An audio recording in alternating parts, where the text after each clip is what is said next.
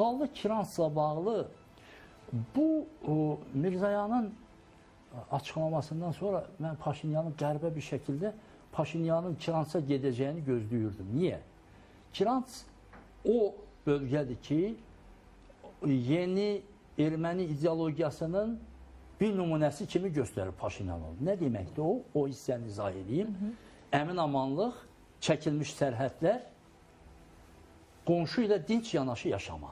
Paşinyan Kiransı bu cür görür. Bir model olarak. Eyni zamanda Kirans həm də o yerdir ki, Paşinyanı devirməyə qarşı kilsə hərəkatı oradan başladı. Bagrat hərəkatı o bölgədən. Ötən bugünkü gün, bax bugünkü gün sizlə oturduğumuz gün kəndlər Azərbaycana təhvil verildi.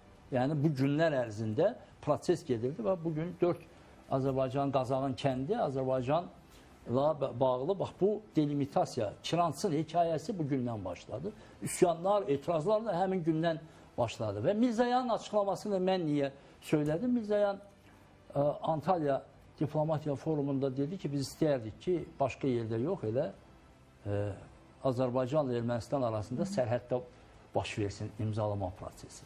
Bu Moskvaya qarşıdır, bu həm də Brüsselə qarşı bəyanatdır. Azərbaycanın istədiyi modelini. Azərbaycan onları yönləndirib və mən belə başa düşürəm, Ermənistan hökuməti Kiransı seçib.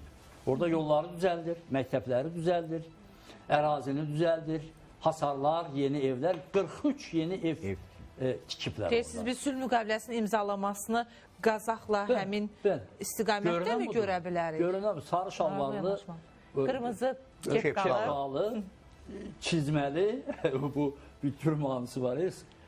O həmən mahnıya uyğun şəkildə sarı şalvar, qırmızı şapkanı geyindi, getdi. Onun nəzərində, Ermənistan hökumətinin nəzərində gələcək sülh müqaviləsinin imzalanacağı nöqtə olan Kiransı gəzdi, dolaşdı, oranı deməli bir daha göz yetirdi. Azərbaycana bu sərf edilmədi. Bizim modeldir.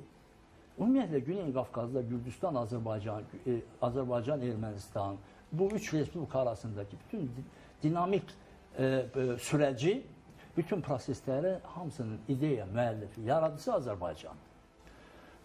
Azərbaycan istəyir, ikili formatı Azərbaycan 2 il, 3 il bundan əvvəl xatırlayırsınızsa, Azərbaycan gətirdi gündəmə ki, biz özümüz, aramızda heç kim olmasın. İndi Mariya Zakharova, sonra Galuzin, sonra Lavrov dəfələrlə bu günlərdə də elə bəyan edirlər ki, biz vasitəçi olmağa hazırıq. Amma indi biz o nöqtəyə gəlmişik ki, ermənilər nə qədər oyun oynasa da, Mirzoyan, Paşinyan, digərləri, Rubinyan, nə o qədər oyun olsalar da bizim formatın onlara da sərf etdiyini anlayırlar. Çünki onlar da Amerikadakı son seçkilərdən sonra biraz arxasız qalıblar. Yəni vəziyyət qeyri-müəyyəndir. Onlara münasibətdə vəziyyət qeyri-müəyyəndir.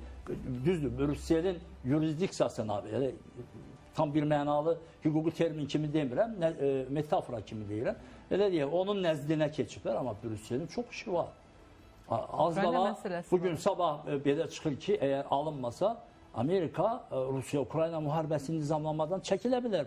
Deməli, Trump elan eləyə bilər qəfildən ki, mən yoruldum, bu nə ya? Siz anonsun verir. Və bütün yük, onsuz da Brüsselin yükü çoxdur.